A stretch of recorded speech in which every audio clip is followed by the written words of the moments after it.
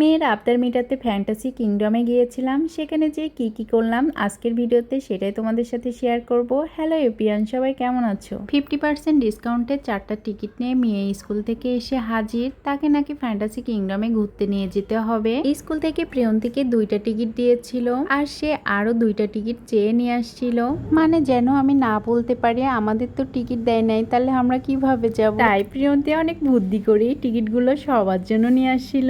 সপ্তাহখানেক ধরে বাবার কাছে অনেক বেশি ঘ্যানঘানানি করছে আমাকে একটু নিয়ে চলো।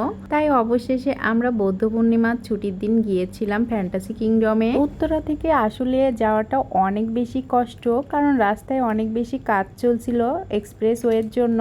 ভাগ্যক্রমে বাসা থেকে বেরোনোর সময় একটা উবার পেয়ে গিয়েছিলাম, যদিও ভাড়াটা একটু বেশি নিয়েছিল, কিন্তু রাস্তা হিসেবে ভাড়াটা অনেক বেশি কমই ছিল এবং প্রচন্ড গরমের ভেতরে একটু শান্তিতে যেতে পেরেছিলাম। বাইরে ডাব বিক্রি হচ্ছিল, তো সেখান থেকে আমরা ডাব খেয়ে নিলাম। এরপর টিকিট কেটে ভেতরে ঢুকে পড়লাম। ফ্যান্টাসি কিংডমের ভেতরে ঢুকতেই ডান সাইডে রয়েছে বাংলাদেশের ঐতিহ্যবাহী স্থাপত্য শিল্পের নিদর্শন, যেমন ষাট গম্বুজ মসজিদ, কান্তজিও মন্দির, লালবাগ কেল্লা, শহীদ মিনার, সংসদ ভবন, এই ধরনের সবকিছুই ছিল।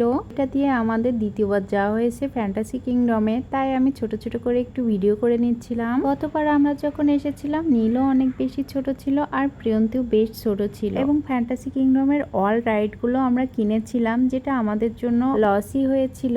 হাতে গোনা কয়েকটা রাইড ছিল যেগুলো বাচ্চারা খেলতে পারবে, আর বাকি সব রাইড গুলো ছিল বড়দের জন্য। সত্যি বলতে এখানকার গেমস গুলো অনেক বেশি সুন্দর, তবে সেটা বড়দের জন্য। এক কথায় বলতে গেলে পরিবেশ এবং গেমস গুলো সব ফাটাফাটি। তাই আমরা বাসা থেকে প্ল্যানিং করেই আসছিলাম এবার আর বড়দের রাইড গুলা নিব না, আমরা শুধু ওয়াটার পার্কটাকে এনজয় করব। ঘুরতে ঘুরতে নীলের বাবা একটা পলাশ গাছের নিচে বসে পড়েছে, কারণ বাইরে এত পরিমাণে রোদ আর গরম ছিল যা বলে বোঝানো যাবে না। গতবার নীল আর প্রিয়ন্তী অনেক বেশি ভয় পেয়েছিল কিছু কিছু রাইডে উঠে, তাই এবার আমরা ওয়াটার পার্কেই যাব। আর কথা বলতে বলতে দেখো ওয়াটার পার্কে কিন্তু আমরা চলে এসেছি। কিন্তু জানো, এই গরমের ভেতরেও আমি কিন্তু ভালোই সেজে এসেছিলাম।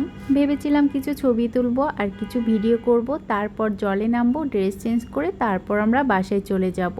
কিন্তু সেই উপায় কি আছে? নীল যেটা মাথায় ঢুকে তার মাথা থেকে সেটা কখনোই বের করা যায় না। বাধ্য হয়ে আগে আমাদের ওয়াটার পার্কে যাওয়া লেগেছিল। ওয়াটার পার্কে ঢুকতেই সামনে লকার পেয়ে যাবেন, যেখানে আপনার দামি ও প্রয়োজনীয় জিনিস রেখে দিতে পারবেন। শুধু তাই না, জামা কাপড় চেঞ্জের ক্ষেত্রেও ছেলে মেয়ে উভয়ের জন্য আলাদা আলাদা ওয়াশরুম ছিল। তাছাড়া ওখানে ওয়াটারে নামার জন্য কস্টিউম ভাড়া পাওয়া যায়। এর বাবার ড্রেস চেঞ্জ করার পরে আমরা ওয়াটারের কাছে চলে আসি, আর ওরাই জলে নেমে পড়েছিল। উপরে বসে কয়টা ভিডিও করে নিলাম। আর চারিদিকে দেখি কত বড় বড় কাঁঠাল গাছ, আর কাঁঠাল গাছে কি পরিমাণে কাঁঠাল হয়েছে। কাঁঠাল দেখে তো আমার অনেক খেতে ইচ্ছা হচ্ছিল। নীল যে কোনো জায়গায় যেয়ে নিজেকে মানিয়ে নিতে পারলেও প্রিয়ন্তীর একটু প্রবলেম হয়, সে আমাকে ছাড়া জলেই নামতে চাচ্ছিল না, তাই এক প্রকারে বাধ্য হয়ে আমাকেও জলে নামতে হলো। মিলে আমরা ঘন্টা দুয়েকের মতো অর্ডারে ছিলাম, তারপর উপরে এসে ড্রেস চেঞ্জ করে খেতে চলে এসেছি। নীলের আবার খাবার দেখলে খেতে ইচ্ছা করে, তাই সেট মেনু দিয়ে দুপুরে লাঞ্চটা কমপ্লিট করলাম। নীল যে প্ল্যানিং করে এসেছিল তা তো কমপ্লিট হয়ে গিয়েছে, তাই এখন নীল